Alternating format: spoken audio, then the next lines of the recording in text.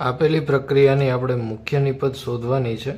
તો પહેલી પ્રક્રિયા થાય છે આલ્કોહોલીય KOH સાથે. હવે આપણને આપેલો જે પ્રક્રિયક છે એને હું આ રીતે દર્શાવું છું. CH3 CH2 CH અને Br આ રીતે દર્શાવું છું અને CH2 છે એને આ રીતે દર્શાવું છું હાઇડ્રોજન અલગથી. હવે પહેલાં તો જ્યારે KOH સાથે પ્રક્રિયા થાય છે તો KOH માનો OH માઇનસ આયન છે એ એસિડિક હાઇડ્રોજનને પોતાની તરફ ખેંચી લેશે. એટલે કે OH માઇનસ છે એની સાથે આ હાઇડ્રોજન જોડાઈ જશે અને આ બંધના ઇલેક્ટ્રોન છે એ આવી જશે આ બોન્ડ ઉપર. આ બોન્ડ ઉપર આવી જશે એટલે અહીંથી Br માઇનસ છે દૂર થશે. તો હવે આપણે આ બે કાર્બન વચ્ચે ડબલ બોન્ડ દર્શાવવાના છે.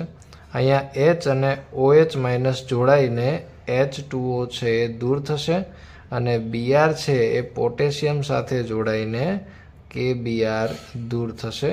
આપણને જે નિપજ મળશે એ આ રીતે મળશે CH3 CH2 ત્યારબાદ CH અને આ H ને હું આ રીતે દર્શાવું છું અલગથી.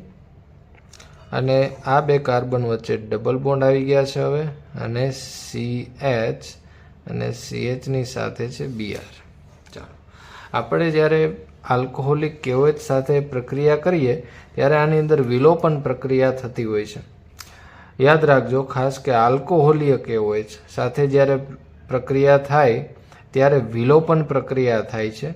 ડિહાઇડ્રોહેલોજિનેશન પ્રક્રિયા પણ જેને કહેવામાં આવે છે.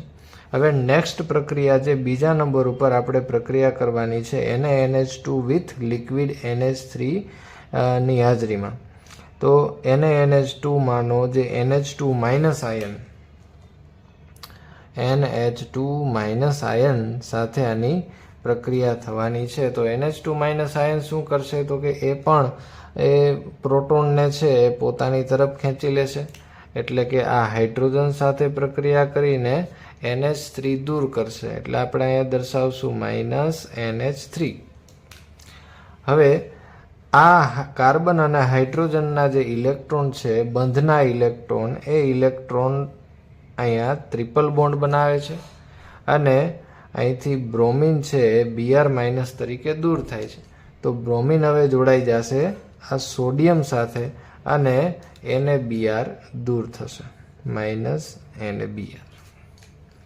તો હવે નિપજમાં આપણને શું મળે છે તો કે આ કાર્બન કાર્બન વચ્ચે હવે ટ્રિપલ બોન્ડ આવી જશે.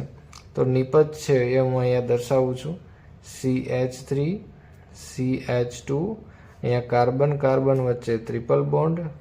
આ હાઇડ્રોજન એ દૂર થઈ ગયો છે CH.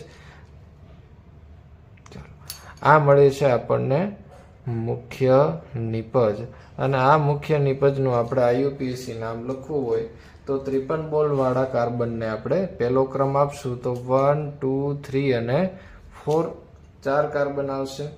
તો 4 કાર્બન એટલે બ્યુટ અને 1 ઉપર આયન છે એટલે બ્યુટ 1 આયન થશે અથવા તો 1 બ્યુટાઇન પણ અથવા ખાલી બ્યુટાઇન પણ આપણે લખી શકીએ.